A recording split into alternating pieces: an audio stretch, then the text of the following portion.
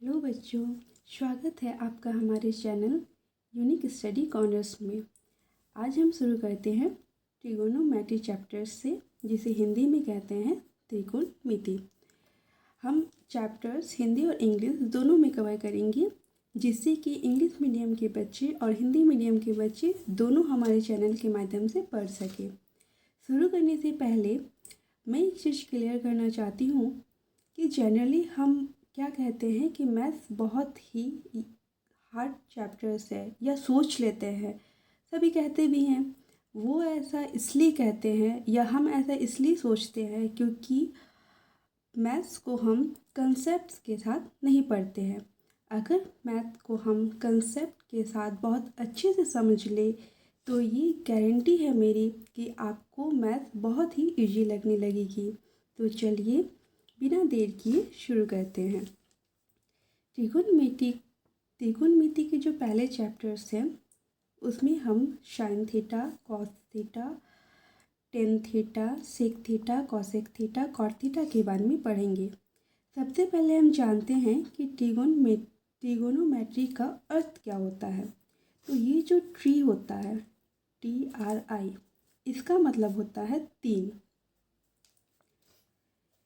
ये जो GON, gone का मतलब होता है भुजा, जिसे हम इंग्लिश में कहते हैं साइड्स। और मैट्रोन का मतलब होता है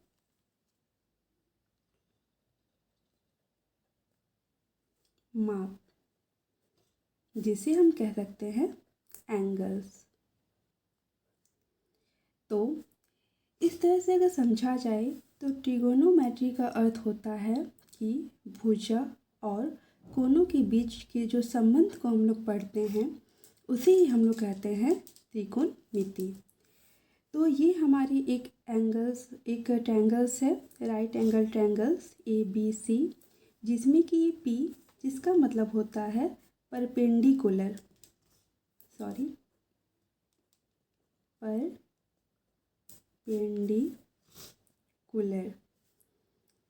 हिंदी में इसे क्या कहते हैं, लंब। B का मतलब होता है बेस, हिंदी में इसे कहते हैं आधार। और H का मतलब होता है हाइपोटेनस,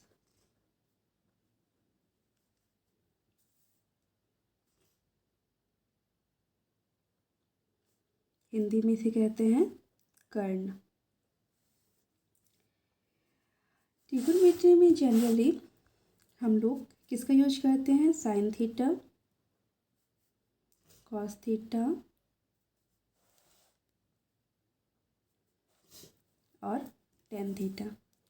साइन का उल्टा होता है कॉसिक थीटा, कॉस का उल्टा होता है सेक थीटा और टेन का उल्टा होता है कॉट थीटा।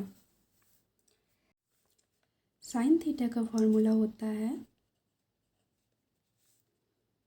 लंब बटा कर्ण, इंग्लिश में perpendicular by hypotenuse. Cos theta का फॉर्मूला होता है आधार बटा कर्ण, आधार बाय कर्ण, इंग्लिश में इसे कहते हैं base by hypotenuse. Tan theta का फॉर्मूला होता है लंब बाय आधार, इंग्लिश में कहेंगे परपेंडिकुलर बाय बेस। अब जैसा कि मैंने आपको बताया था कि साइन थीटा का उल्टा कॉसिक थीटा होता है, तो इसीलिए हम लोग कॉसिक थीटा को क्या लिख सकते हैं, H/P। कॉस थीटा का उल्टा क्या होता है, सेक थीटा, तो इसे हम लोग लिख सकते हैं इसका उल्टा H/B। टेन थीटा का उल्टा होता है कॉट थीटा, तो इसे हम लिख सकते हैं B/P। आइए अब एक एग्जाम्पल के माध्यम से हम इन फॉर्मूलों को समझते हैं।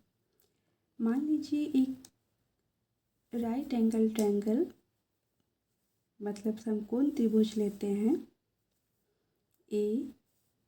B C. ये मान लीजिए आपका 4 सेंटीमीटर है, ये 3 सेंटीमीटर है। अब जैसा कि मैंने आपको कहा, ये इसको क्या कहते हैं, ये जो परपेंडिकुलर होता है जिसको हम लोग हिंदी में कहते हैं लंब, ये बीसी को कहा जाता है बेस, मतलब आधार। समकोण त्रिभुज ए बी सी में ए बी मीन्स पी आपका कितना दिया हुआ है 4 centimetre, B C means P ये आपका कितना दिया हुआ है 3 सेंटीमीटर। तो अगर हमें साइन सी का मान निकालना हो तो जैसे कि जिस एंगल का मान आपको निकालना होगा, मतलब जिस कोण का आपको मान निकालना होगा, उस कोण के सामने वाली जो भुजा होती है वही परपेंडिकुलर होती है। वो कोण जिस भुजा पर बनी होती है वो आधार होता है, और सबसे लंबी जो भुजा होती है वो आपका कर्ण होता है। तो साइन सी का मान हमने क्या बताया था, लंबाई कर्ण। अब जैसे कि यहाँ पे लंब दिया हुआ है, आधार दिया हुआ है, पर कर्ण हमें निकालना होगा। तो आपने सुना ही होगा पाइथागोरस प्रमेय। तो पाइथागोरस प्रमेय से क्या हो जाएगा, AC स्क्वायर मतलब कर्ण स्क्वायर इक्वल टू लंब स्क्वायर प्लस भुजा स्क्वायर। लंब कितना है, लंब आपका है 4 का स्क्वायर, आधार है आपका 3 का स्क्वायर, 4 का स्क्वायर करेंगे 4 4 जा 16, 3 का स्क्वायर करेंगे 3 3 जा 9। इन दोनों को जोड़ेंगे तो कितना हो जाएगा आपका 25। अब ये AC स्क्वायर, अब ये जो स्क्वायर है इधर जाके क्या बनेगा, √25। और ये रूट से जब निकलेगा तो हो जाएगा आपका 5 सेंटी। AC का मान कितना निकला था 5 सेंटीमीटर। AC हमारा क्या है, कर्ण है। अब साइन थीटा का साइन सी का फॉर्मूला हमने क्या लिखा था, लंबाई कर्ण। लंब हमारा क्या था, देखिए लंब हमारा था 4 सेंटीमीटर मीन्स AB। तो यहाँ पे हम लिखेंगे AB बाय कर्ण। अभी मैंने आपको बताया AC जो कि सबसे बड़ी भुजा है, तो ये हो जाएगा आपका 4/5। अब हम निकालते हैं कॉस थीटा। कॉस थीटा का मान क्या होता है, फॉर्मूला आधार बाय कर्ण। अब हमने आपको बताया कि आधार क्या है, BC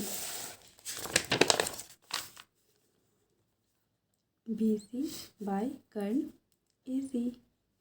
BC का मान कितना दिया हुआ है 3 और AC हमारा आया 5, निकल गया। अब आता है टेन थीटा। टेन थीटा क्या होता है, लंब बाय आधार। लंब क्या है हमने अभी लिखा, देखिए लंब की जगह पे हमने AB लिखा है, तो AB। आधार, ये देखिए आधार की जगह पे हमने BC लिखा है, BC। AB का मान कितना है, देखिए AB का मान 4 है और BC का मान 3 है। आंसर। अब अगर आपको कॉसेक C निकालना हो, कॉसेक C, तो आप इसको मतलब जस्ट उल्टा कर दीजिए, कर्ण बाय लंब। अब इसको भी उल्टा, AC बाय AB। तो AC कितना है आपका 5, AB कितना है 4।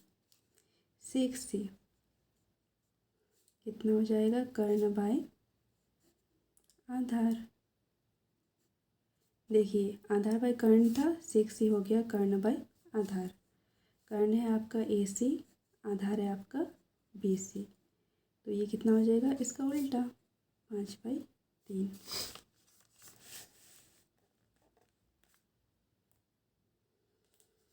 उसके बाद 10 का उल्टा हमने क्या बताया था cot C। तो इसका उल्टा क्या हो जाएगा आधार बाय लंब। ये भी उल्टा BC बाय AB। तो फिर आपका हो जाएगा 3/4। एक चीज़ और मैं आप लोगों की क्लियर कर देती हूँ।